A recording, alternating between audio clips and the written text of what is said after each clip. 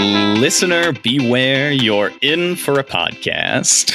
This is the Tough Cut Podcast, and we're talking about Goosebumps on this beautiful bonus episode. I'm Matthew. I'm Alex. And I'm Jake. Oh, wow. We did it. Congrats, guys.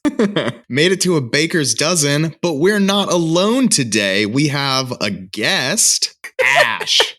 What's up? And that's legally after you say your name. Yeah. That is me. Are we? I'm just happy to be here. Hell yeah. We're happy you're here.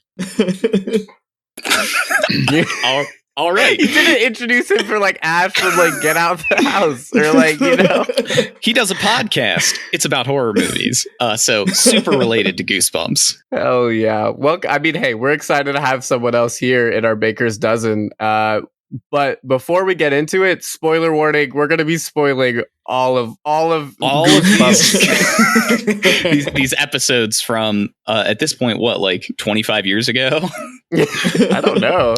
They have a reboot, right? They're still kicking. They literally just published one. Are they? Yeah. Yeah. The Slappy's World is like their current edition of books, and one was just published like March 2021. You an avid fan, Matthew? I was reading up on the Wikipedia page, so I look like the expert. Yeah, just casually looking up. Is that one of your tabs that you check daily just to see, hey, how's the Goosebumps tab doing on Wikipedia? How's R.L. Stein? How is R.L. Stein? Still alive. Oh, good for him. Well, I assumed. I like that that's the first thing that was said. He's alive. That's all you need to know. Still writing. Should we hop into this? We've got we should explain it at all. Did we explain how we're doing this? We did not explain any of it. Audience, thank you for bearing with us. This is a bonus episode, so you are in for a whirlwind. We're going through 6 episodes, a full bracket, 6 episodes of Goosebumps, a full bracket in this 1 hour-long episode of the podcast. We've got 3 great matchups for you, and then all 3 of those episodes will be going up against each other in the final. It's going to be crazy if we can actually do this whole thing in an hour. I'm very nervous and excited. We've never done this or gone through it at all, if you couldn't tell. So yeah, a lot of it will fall on Ash's shoulders, so good luck, Ash. I'm ready to put you guys on my back for an hour, so let's... All right. I like the hesitation in the beginning when you were saying it. You're like, should I? Stumble into it. I guess should we jump into it and they'll find out the bracket as we go. Yeah. So coming up in our first matchup of the day, we've got Night of the Living Dummy 2 versus Say Cheese and Die. So Night of the Living Dummy 2, basically you got a family. One of the kids is an aspiring ventriloquist, and she gets gifted a oh-so-familiar doll to any of those Goosebumps fans out there, Slappy, who gets up to mischief and then is eventually fucking murdered at the end of the episode, has his entire skull bashed open by a second dummy. It's pretty fun. And then on the other side of this matchup, we've got Say Cheese and Die, where 3 kids break into like an abandoned warehouse that a homeless guy's living in and steal a magic science fiction camera from him that can predict the future. Matt, I feel like you leave out 2 very important factors of Say Cheese and Die. One of them, this is the less important one, is that the camera that they instantly recognize as a camera looks nothing like a camera in any semblance. The second is that one of these 3 kids is Ryan Gosling. Yes, it is. I wanted to save that as my first bit for this portion, was asking if anyone recognized him, but it seems everyone did. Yeah, no, I mean, come on now. That literally is exactly Ryan Gosling. Yeah, pretty much. Actually, after watching this episode, I did some Googling to see if any other famous actors were also in Goosebumps episodes. Mm-hmm. And I don't know if you guys did too. The actress who played the older sister in Night of the Living Dummy 2 is was a regular on Grey's Anatomy and went on to like go and do private practice. Yeah, other but shit. Like more importantly, Hayden Christensen was that's like the big Anakin one. Skywalker. Is also in is in Night of the Living but Dummy 3. He wasn't in one of the episodes. He wasn't in one of the episodes we're talking about today. Colin from Whose Line Is It Anyway? The bald dude. He's in Bad Hair Day. Oh yeah. The more you know, you know. Another episode that we're not talking about today. So, how did we feel about these thoughts going into this matchup? Or I guess we're in the matchup. I just think it's so funny how we randomized these. No one had picks here. That's like our. I don't remember if we said this, and we got the Ryan Gosling one, which is a pretty like famous one because of Ryan Gosling. And can I just say, and going, look, there are a whole bunch of we watch these episodes. Sorry, but Ryan Gosling acted the hell out of that. You know, out of all the other kid actors, he was pretty good. He was pretty good. I went he through. He was notably better, I think, than most of the other kids. Like rated these episodes, which I don't normally do. Basically on like the big Goosebumps criteria in my head of like, how spooky are they? Is the acting and like filmmaking actually decent? Overwhelmingly no. And then what's that twist ending? How much does it blow your mind? How awesome is it? Because everyone knows the Goosebumps endings, that's the bread and butter. That's what you remember. And I will say I did give Say Cheese and Die a half point in terms of quality just for Gosling's acting. He elevated the material. He really did. And look, and also, I think it's this matchup with these episodes, I think it's pretty clear because Say Cheese and Die, I cared about the family. I didn't want them to die. Night of the Living Dummy 2, that was a family of dickheads. They were so mean to the daughter. What is up with that family? Cruel to her. This episode, I was like, yo, actually, fuck this episode. I don't think I'm like enjoying this at all. I think Slappy should have got him. I think that Slappy should have won. And the fact that he didn't makes that a garbage episode. My very first note in this was fuck Sarah. That was literally my first note. Like out of all of them, I don't know what this Slappy was bodying these people and they deserved it. Like they deserved it. Slappy literally could have murdered the family, but instead he spent his time being mischievous, and that was his downfall. I'm gonna say it. It's true. I think too, the family, like, they got mad at her because Slappy's jokes were mean. In like when the brother was making a video at the beginning of the episode, his jokes were way meaner. Like his mom's diet, his dad putting on his toupee. If you watching Goosebumps, something that comes very, very readily is that the parents for most Goosebumps episodes just suck. Like they never believe their children, even when they're like discussing things in genuine distress. They're like, look, this dummy is I'm not controlling it. It is doing things. It nearly hit you with a guitar. Like, and they're just, saying she needs a psychiatrist, bullying her, like threatening her with like punitive measures. Like punitive measures. I couldn't think of discipline. I couldn't think of the word discipline. So you said punitive measures.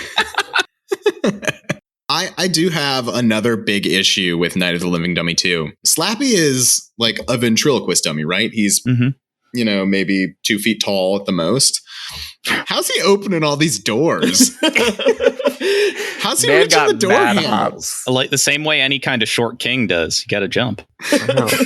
Are you calling Slappy a short king? I want them to... Yes. Just imagining Slappy going around like hopping up to unlock the doors. This man, Slappy could have been doing so many other things with his life with this talent. And he just wanted to also be a dickhead. And it just so happened that this family deserved to be dickheaded to, that because they were dickheads. It just, nothing about this episode sat right with me. I didn't. Thought it was a piss poor outing for Slappy. Ash, so you're saying it struck you as odd, or it didn't strike you as odd when the like older sister, like she had art, she had her painting, and then Slappy went and ruined it, and then they go in and ruining it is just those stick figures. You remember those stick figures, and then that slow pan of this stick figure girl with like a knife in her hand. The camera work. Now that's something that we should zoom in on. No pun intended. Whoever's DPing these Goosebumps episodes, He's taking the script and he's making it art. He's like, okay, so Slappy, he vandalizes the wall, right? What's gonna make the kids feel it is me slowly zooming in on it. On a stick figure. Did y'all notice in Say Cheese and Die, it was just all like tilted. It was all whatever you look at it was just all. God. Yeah. So many angles. Oh my god. And like the shot, hey, honestly, it was great commentary when the cop and the detective came to the house and you had the cop shade reflection looking into Ryan Gosling. That's cinema. They also knew who was more like, who was the star power there. They wanted Ryan Gosling to be in the shot no matter what. Like, wow.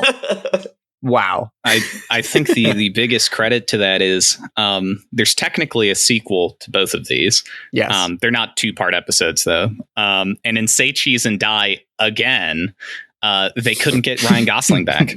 He was already too big. He was too big. He was too big at that point. He did City of Stars, or he did La La Land right after this, actually. It's kind of crazy. Yeah, he was physically too large to be cast as a child anymore. I think another important... should we vote? Because I have more to say, but it's on the episode that I want to move on. I will say one more thing. One more thing on Night of the Living Dummy 2. When all the muddy footprints are tracked in after the ventriloquist girl throws the dummy into the sewer, her sister's like, oh, why did our brother walk in with muddy shoes? And these are literally like 3-inch footprints. How does your 10-year-old brother have... Don't shame that man.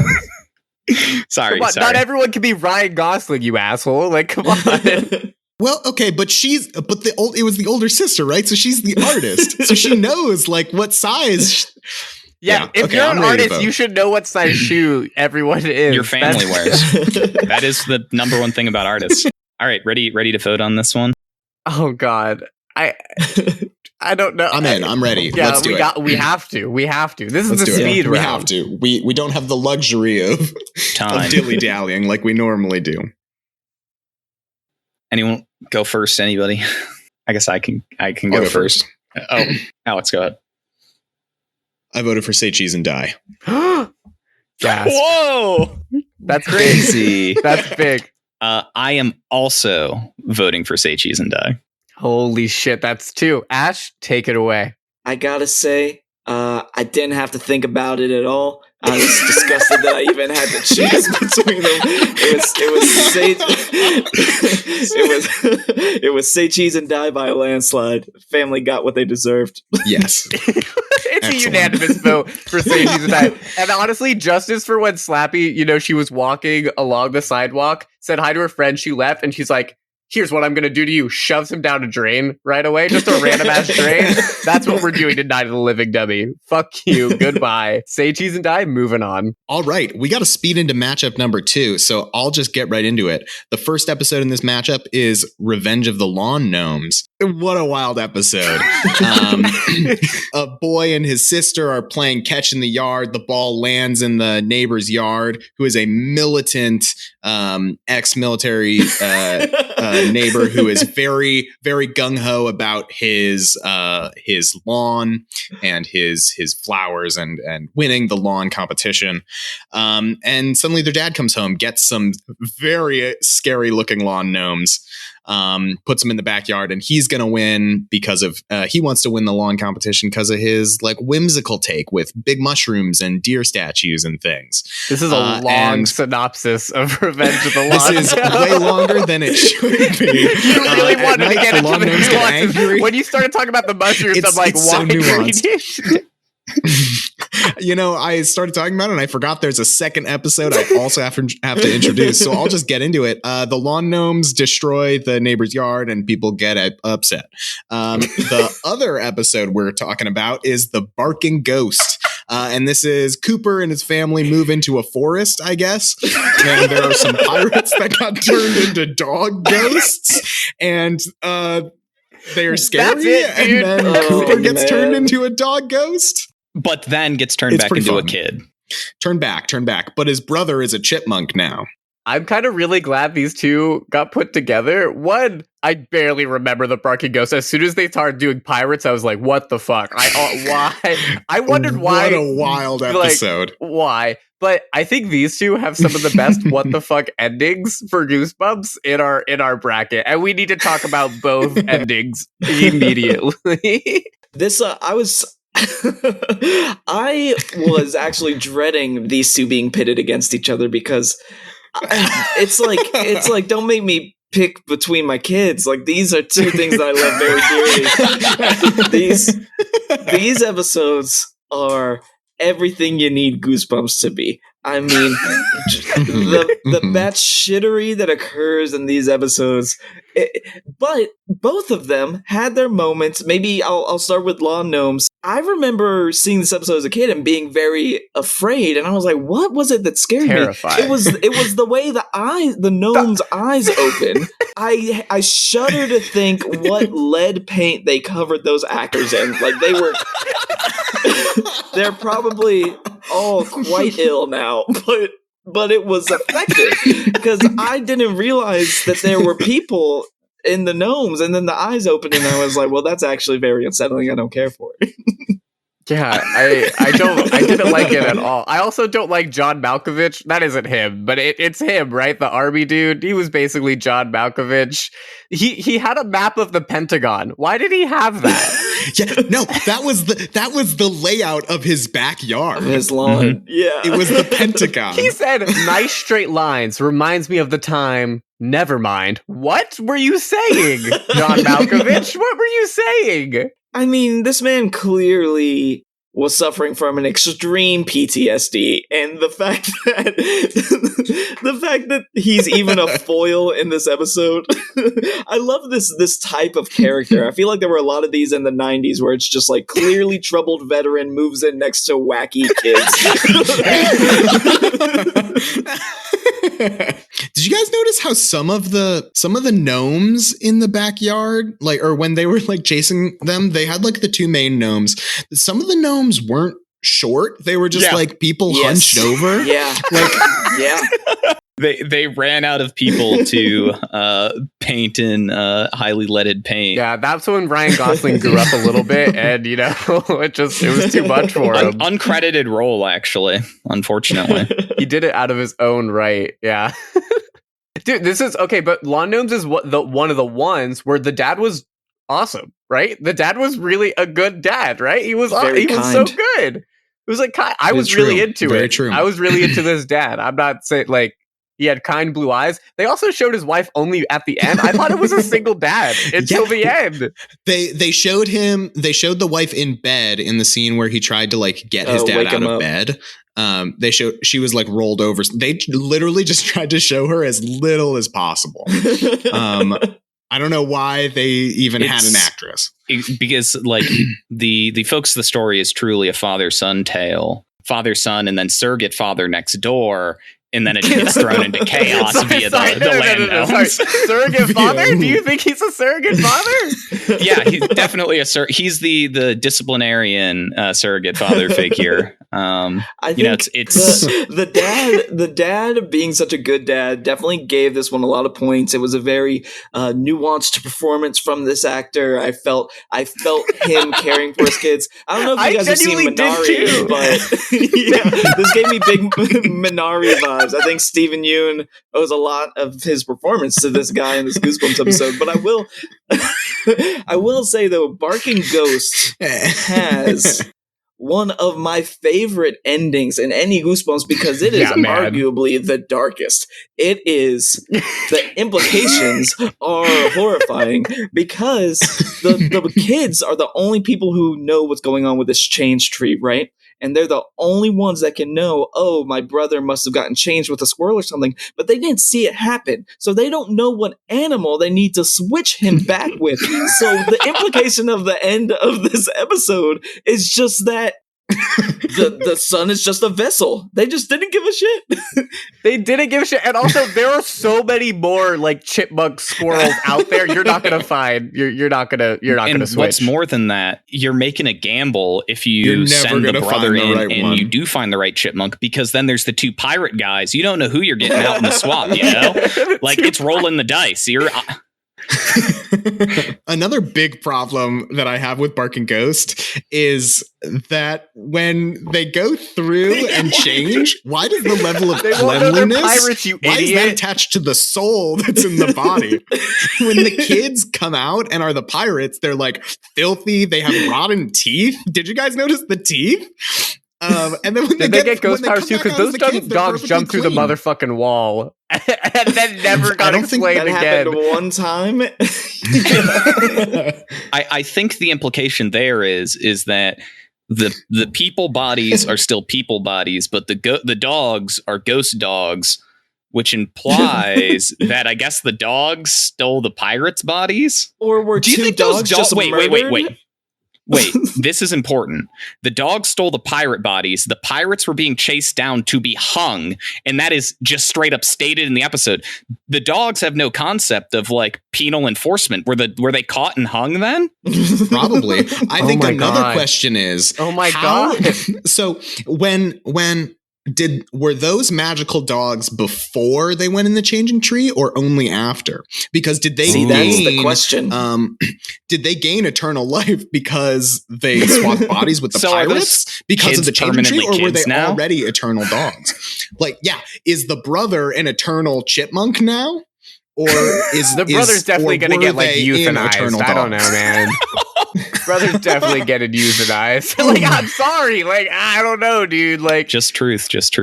I do want to throw out there. I think in terms of characters, I think one character in the Barking Ghost really stood out to me above all of the rest, and that was the neighbor Fergie. You know, like the Duchess of York. What is that line? So I'm pretty familiar with the Goosebumps collection. I like Jake did not remember. Yeah, big goose guy. Did not remember this episode / book at all. And when I saw her show up in the middle of the woods, act panicked, like we have to go, I was like, oh, she's like a ghost like the dogs. Yeah, I thought she was a dog. But also when she said she was Fergie, Duchess of York, I was like, oh, it makes sense now. Like, I didn't use the connection to London Bridge, Fergie, Black Eyed Peas. Ah, wow. Yeah. Lore. Sorry, that was just me, but continue with your actual thought that was actually stimulating. No, the only piece is that there's another Goosebumps episode where dogs bark at some ghosts. This time it's real dogs barking at ghosts, and that's how you know they're ghosts, because apparently dogs don't like ghosts. So I thought that's kind of what was happening here. But it wasn't. She was just a regular... She was just a dickhead. Yeah, exactly. Last thing, the sweet fucking bench press out on the grassy lawn. Hell yeah, dude, getting some gains. I actually wrote that was you, and if you had to be any character in Goosebumps, you're the brother. But then you turned into a chipmunk at the end. I was like, he would never do that. But I'd like to see it. Costume, thanks, Jake. Future Halloween costume. Can you act like that nutty boy? Sexy little chipmunk. All right. I'm gonna change the subject here. Ash, you mentioned how you were scared of those lawn gnomes as a kid. I wonder how many people were scared of dogs because of this episode. Nobody. The dogs, they were snarling, but then there's also there's the scenes in the woods where they're trying to bring them to the tree, and they're just like so gently like grabbing their sweaters gentle. And stuff. And I'm like, yeah, those dogs are looking so cute right now. Said, let's twist them like pretzels. Like that was their threat. Oh, yeah. The lawn gnomes were going to make a snuff film. Like they got the camera, they're like ready to murder these two kids. They were legit going to make a snuff film. That is such a good point that I cannot believe I completely forgot about the camera. What in the goddamn actual fuck? Why? What? That's the real say cheese and die. What disgusting assistant writer was like, make the gnomes have the camera. I actually think that was just an extra's decision. I think that was the camera he brought. It's what my character would do. My character's a real sick fucker. Shall we? I'm ready to vote, dude? I'm ready to vote, and I'm voted for the sick fucker. I'm voting for Revenge of the Lob Gnomes. All right, we'll do reverse order. Ash, what you going for? I gotta go lawn gnomes as well. The barking dog, the barking ghost was bananas. It made no sense and it has a dear place in my heart. But the lawn gnomes with their little scary teeth, because they were fangs, they didn't just have like tiny teeth. They had fangs, and that was really scary. That held up. That was still scary, so it's got to be lawn gnomes. Yeah, I'm with you guys. Revenge of the Lawn Gnomes all the way. And that makes it unanimous. Revenge of the Lawn Gnomes as well. Oh Wow. my god. I mean, it's going to get harder. The finale's going to suck, but The finale's It's going a to be three-way tough. finale. It's going to be a lot of fun. Hey, Jake, what's the last matchup? final matchup. It's a doozy. We have piano lessons can be murder. And, it's about this kid who moves into this house and sees a scary ghost lady and decides to take piano lessons because he really wants to get with a girl. And and then there are robots involved and they really want his hands. That's all I'm going to tell you. All right. And then next. Well, there's also the last important piece just on the synopsis is my there is goodness. an ethereal infinite room filled with pianos and disembodied hands. That's a playing spoiler them. we could have gotten into later, all right? We didn't have to tell them in the synopsis about the hands. I don't know why not part of the synopsis. Matthew, you're real creepy for that. Honestly, you're giving me that guy's vibes. It felt important. And The Blob That Ate Everyone, it's a classic, honestly. It's basically about this aspiring kid writer, basically R.L. Stine, making fun of himself, like writing scary stories and they come to life and they're ridiculous. So it's about a blob. This guy buys a spooky, or the kid finds a spooky typewriter. It gives him powers to everything he types come to life. And he wrote about a blob that eats everyone. Hell yeah. Let's get into these ones, guys. I want to start out because... Oh, no, you go. Oh, based off the way you started your sentence, I feel like what you were going to say was going to be smart. But what I have to say is decidedly not. This was another episode that felt a little fetishy to me. It was kind of weird. The hand stuff was. You just said kinda? It wouldn't have been as kind of sexual, but they were like I need your hand. I don't know. I was immediately. You got majestic hands, marvelous It's hands. really the fault of the piano teacher, I think.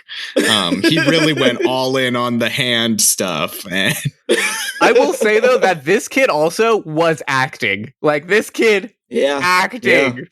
I was gonna say this is what I was going to say is that I think this kid Jerry was the best actor in all of the Goosebumps episodes that we watched. I think he was better than Ryan Gosling. Ryan, that's hot take. So Where is he now? I think these episodes have two big strengths. I think Jerry was a superstar, and I think The Blob That Ate Everyone is a surprisingly meta narrative, which is very fun to see in Goosebumps. I think the twist, though, Piano Lessons Can Be Murder, is way, way better. Of the ghost being the creepy guy's piano teacher, and the actual piano teacher was a robot. Okay. But I'm so sorry, but what the fuck was that actress lady's choice in spooky ghost voice? You lazy boy, this time you gone too far. It felt like sex stuff again. It was like sex stuff. The whole episode kept coming back to sex stuff. I don't know, man. I don't know. And honestly, the Blob episode is one of my favorites of the whole series, but I forgot how much I hate that ending where he's just, that he's like, and his head starts to tingle, and he's like, the power was in me the whole time. I was like, what the get the fuck out of here, R.L. Stine. I want to see that blob eat somebody. And then he said, you wouldn't understand. Yeah, the fact that it ends on a freeze frame, you wouldn't understand, is just... But with all that being said, the kid that what was his name? Adam, the little cool kid, the bully, Adam. Oh my god, he was 4 feet tall, wearing a denim vest. His hair was middle parted and slicked back, and he was just he was essentially like Fonz. He was hey, but he was 8 years old. Okay, and he's I just don't know around. I don't know if it's just me. Did he sound ADR'd? Did he sound like that wasn't his voice to you? There was a lot of bad ADR. It sounded like that wasn't that kid's voice. It sounded like he was moving like it was not. I feel like that kid was not like, maybe he had a speech thing. Maybe he was sounding too much like the woman who was the ghost in Piano Lessons Could Be Murder. I really don't know, like man. his choices. It was too sexual. But I don't know if, and maybe it's because of how weird ADR his voice was. But after he like shows up at the house and they're like talking about it, and he like walks over, writes something in the book, and then strolls out and he goes, "Gotta go, see ya." I don't know what it was about the way that he said that as he like walked out. I just thought it was so like someone funny. was voiceovering him. Like that was not that kid's voice. I'd like to think it was like an old man or something like doing it instead, like some like voice actor they really needed to be put in. I don't know, man. It was weird. Something I want to highlight in Piano Lessons Can Be Murder is I think we have another case of bad parenting. Yeah. Big time. I actually, if they're like outright accusing their child of potentially being schizophrenic, basically, it's like, oh boy, that's a heavy Wait, one. Alex, were you about to defend it? Please defend the parents. I was going to defend the parents. I thought this was one of the ones where the parents actually were like, oh, there's a problem going on. We have to help our child figure out, like, our child is having trouble. We just moved to a new town. We need to do what we can to like help our child find a way to fit in. He's like, I don't want to go back to these piano lessons. And they're like, your reason for quitting's not legitimate. You have to go back to the piano lessons. Oh, the 90s. Only 90s kids will remember. Am I right?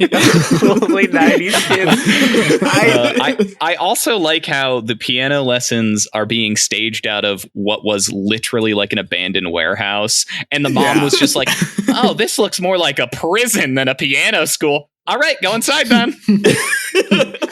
She didn't go in to meet the teacher. She didn't wait to see if any other kids were going inside. I did appreciate that we do see the strain that this haunting is putting on the parents' marriage in this episode. They like have the breakfast scene where they're kind of like talking about what to do. I was like, man, someone was going through it when they were putting this episode together. Those two were actually together in real life, and they were going through some real personal things. Like, we don't want to talk about it. That whole scene was actually them just having a discussion. You know, that's what I want to say about this. Jake, you bring up the robot scene. Like, what? This episode, I think, is such a good fake out. In The Blob that did everything, as soon as it starts, you know what's going to happen, right? In this episode, there's the fake out of there's the ghost in his basement, and it's like, oh, that's the problem. And then he's at the piano lessons and they're like kind of weird. It's like, oh, okay, maybe there's something wrong with this guy. And then all of a sudden there are hands in the basement. Like, it does such a good job of surprising you with what the problems are. I'm the all robot in. scene I'm for ready to me. vote. I swear that robot was literally like, it wasn't anything scary, and that kid was a little shit for that. I understand being scared of all the hands, but here's the thing: the dude shut off, the robot tore off the hands, and he's like, "Oh, that was a robot. They're just crazy." The kid was fine with it. The kid was like, "Okay, I'm better now." What? The kid was so fucking dumb in this. There was absolute chaos. I couldn't imagine.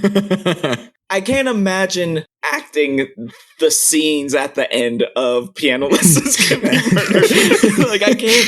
I can't put myself in their shoes. Lazy boy, you're gonna do this for eternity. Honestly, that was the scariest thing I watched in all these episodes, was that performance. It was fucking terrifying. You ready to vote? Let's do it. I'm voting for Piano Lessons Can Be Murder.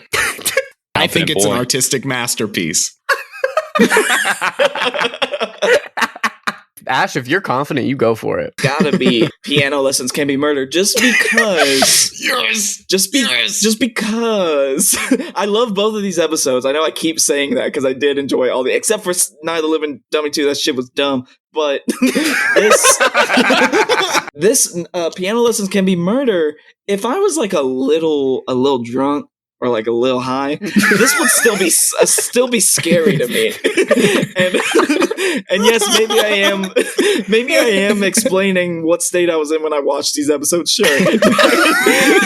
You're saying you're not when you're like drinking your light blue moods. You're saying if you get a couple light blue moods in, you know, I have to drink 16 blue moon light skies to get a buzz. But let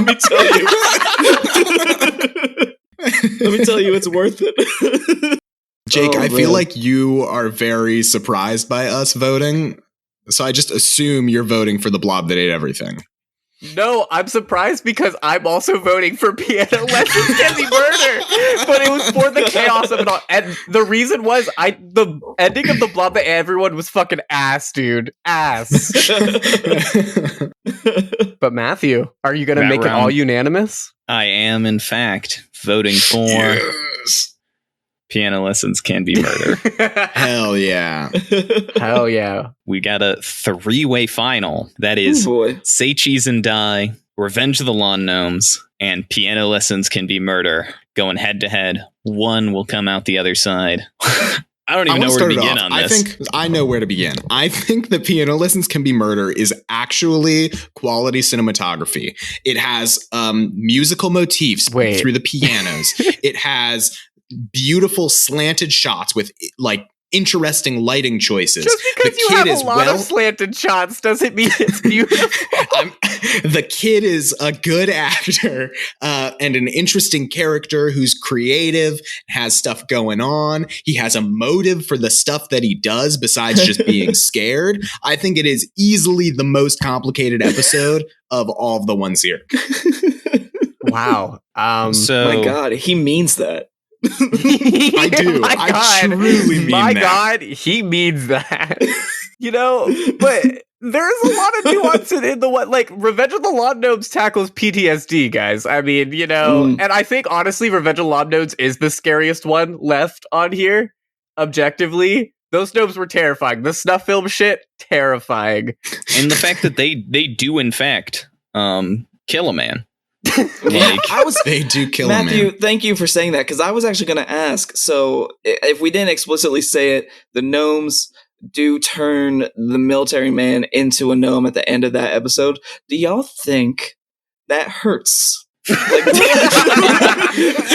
you have to get a lot of lead paint on your body, so gradually. The answer is gradually. Do you think he like smushed him down, or do you think he killed him, turned him into, or was it like a bone grinding thing? You know? Well, it kind of seemed like it was when he was carrying the lawn gnome. I did kind of think about this because it like vaguely looks like the lawn gnome is going to bite him, but then it cuts to the military guy's face and he's just like this, and the lawn gnome's head isn't turned at all. So I wonder if he just like gave him a little kiss on the shoulder, and like gnome kisses turn you into lawn gnomes. Is that how it works? Oh, their love is cursed. Probably for that one camera gnome, that fucking creep.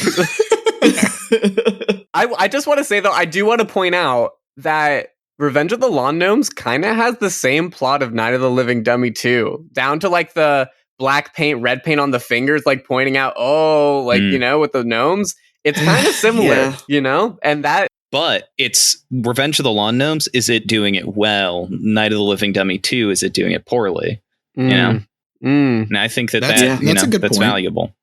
That's important. I do think, though, the twist endings of, or I think the twist, these, we're comparing two episodes that aren't in here now, but Revenge of the Lawn Gnomes twist ending versus Night of the Living Dummies twist ending. I think Night of the Living Dummies ending is way better than Lawn Gnome. Like, the guy turns into a lawn gnome. Okay, fine. But like, I feel like the other two movies, but talking about episodes that are in this final matchup, I think that makes more sense. I think the twists in Piano Lessons Can Be Murder, primo stuff, very good. I think the twist ending, I think Say Cheese and Die is pretty good, mostly because I think the weird guy, what's his name, Spidey? Is that the guy's name? Spider? He himself is such a weird character, like whatever reason they chose to style him that way. I actually think there's we haven't no talked reason depth, for those. like We haven't for Say Cheese and Die. There's no reason for those two bullies to go back there. yeah, there's a lot of good writing for Say Cheese and Die. Like the whole like, don't you know how to knock? Nah, I haven't taken that class yet. And the brother leaves. That's a good line, dude. I wish I literally I beat myself up when I was like, I didn't write that. You know? Yeah. How everyone else could be like, what is grief if not love persevering? This is my what is grief if not love persevering? It's so good. Also, when randomly at dinner, this line didn't mean anything, but then you're like, good chicken, mom. And the mom out of nowhere is like, it's not chicken, Terry. It's veal. Why? Why was that in the script? There's some kind of powerful subtext. What if the line was supposed to be it's veal and the actress was like, you dumb bitch, it's chicken? They've only got budget for one take, so they've just got to roll with it. I believe that. I like the interpretation that it's actually a problem that's been tearing the family apart, that the son can't identify meats. So he says it's chicken, and they've just finished paying for this very expensive like taste therapy, and he's like, it's chicken, and she's like, it's veal, but it's like it's broken her. That's the last stitch didn't work. No one appreciates her in the family. Yeah. The dad tries to like dissolve the situation very quickly. Oh, it's okay. We'll go for a drive. Yeah, what is that? They all just leave their dinner. It obviously wasn't that good, Mom. I'm sorry. No one took that food with them. No one was Or upset they had to leave. Just worried for their ailing son. Another fantastic line from Say Cheese and Die, when he's like, we have to go bring the camera back. And the friend is like, sorry, I have a bunch of stuff that I got to do for my dad. Like, what a weird excuse. I'm going to use that in real life. If you're a kid, that makes total sense. Like if someone asked me to do something and I was a kid, I'd be like, no, my dad asked me to like clean up outside. Yeah, like, that's I can't fair. go help you put your science fiction camera away, I have a very important distinction between episodes. For Say Cheese and Die and Piano Lessons Can Be Murder, both protagonists succumb to the like power of boners, basically. Where one was like, I gotta take piano lessons to impress this girl. Yeah, Ash looks so confused. You guys can't see him. He's so confused by what I just wasn't said. sure where you were going with that. Neither am I. No, but yeah, like he was like, oh, I need to go do this. And then remember how they confirmed, Ryan Gosling confirmed, this thing kills people or like at least makes them disappear. And then the girl was like, hey, take my picture.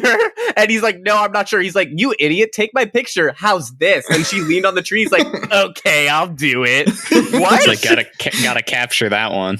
What? Like, I just puberty hits highlight, hard. though, that Wait, you're sorry, like Matthew. the power of boners. No, go for it. Okay, Go so for he it. said power. No, you actually just answered my question. He said power. The reason I look so confused is because I thought he said the hour of boners, and I was like, that's not I've never heard. It's never boner heard time, of that. motherfuckers. And so I was like, what do you think happened to these kids? The hour of boners. Everyone knows when you're going through puberty and you hit boner hour, there's nothing you can do. Oh no, this turned into the boner podcast, guys. We gotta turn left. No, yeah, we can't do this. We can't be four guys talking about dicks on a podcast. We can't do that. No one wants to listen to it. Oh my god. Wink, wink. All right, what was someone else gonna say? I do have an issue with Say Cheese and Die, and it is that the episode makes a lot of assumptions that you just like accept, like things about the place that they live. Like 3 kids at an abandoned factory, and they're like chasing this guy named Spidey for some reason, and then they like take the camera. And the camera's not consistent. How does the girl disappear? Like, I get that the dad gets in a car crash, that they took a picture of the car crash, but he takes a picture of the girl and she's not in the picture. How does that in any way, is that doing the same thing as what camera did with the car crash or falling off the bridge? And then She gone. Wait, did we just get a live look into their pitch meeting? The sub producer asked that same question, and some writer actively just said, she gone. And they're like, yeah, you're right. You're right. When does she come back? When we need her? One of the things that I thought was so ridiculous in Say Cheese and Die is the girl disappears, and legit, it's like 3 minutes later, she's just back. You know, my biggest problem actually with this is how did the older brother find him in that yard? So they ran away from those bullies who knew that was a camera. Again, no, that was a toaster. I don't know how they were like, cheese, whatever. But they ran away, jumped a fence, and then randomly were in their friend's house, convenient one. But then their older brother came in and was like, Dad's been in an accident. How did he find them? How did he know where he was? Well, okay, I will say, I think they were going to their friend's house and then they ran into the bullies. Yeah, and I would figure the older brother would probably check the usual suspects. He knows when it gets to boner hour that his brother's going to be around Shari, whatever her name is. I forgot, your sibling, if you have a sibling, and the boner hour correlates if you spend time with him for a long time. Yeah, it syncs up.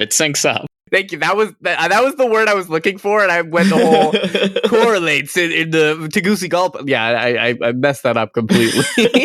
In terms of talent, we've talked about Ryan Gosling. We've talked about Jerry from Piano Lessons Can Be Murder. We haven't talked about Bird, Ryan Gosling's friend in Say Cheese and Die, who's really good at juggling. They really, really wanted to show the audience that this kid can juggle.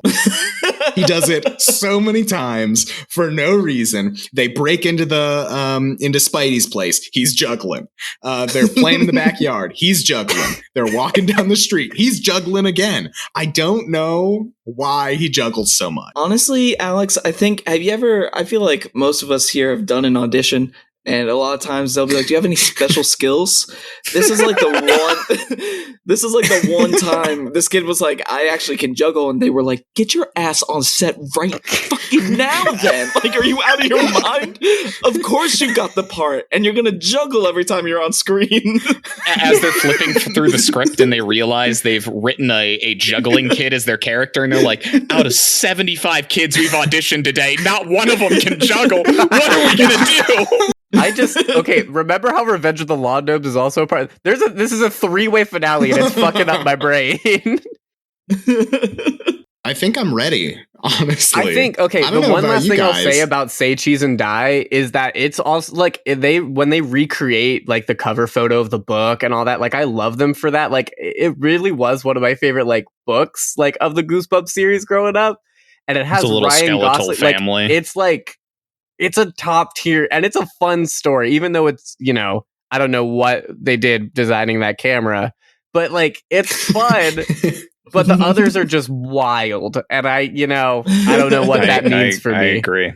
Chaos reigns. It's good. I feel like I know what I want to vote for. Chaos. I'm all in. I'll start. I feel like I'm pretty clear. I'm voting for Piano Lessons Can Be Murder. It is perfection. I guess as the other person that said that they're feeling ready. I am voting for Revenge of the Lawn Gnomes. Oh. Dissent. Scores 1-1. Man, I don't know what I'm voting for. Okay, well, I guess we're not ready to vote then. No. I mean, hey, Ash, if you know, I'll have to be forced to make a decision. Here's the thing, Jake. I do know what I want to vote for. This is hard. I like all of these episodes. This feels like such a big moment. Your choice matters.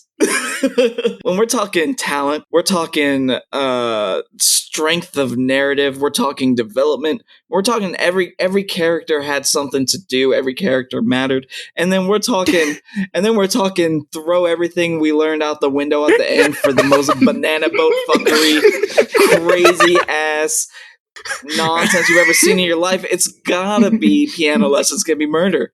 Because they can be. Yes. Because they can be. All right, Jake. Here's my thing. We didn't talk about what would happen if it's a 2-2 tie. That's my thing because I was leaning towards Revenge of the Lawn Gnomes, and I think I'm gonna go with it for almost the same reason. For it was the scariest. It was so like the ending was like, what the fuck is that? Like just a quick zoom of the major. It had a good dad, which hey. Pro good dad, Yeah. The Tough Cut podcast is pro good dads. Okay, I'm not afraid to say it. Wow. What do we do in a tie, or do we just make our baker's dozen the first tie? 2 winners. Or we could flip a coin. Ash, what do you think?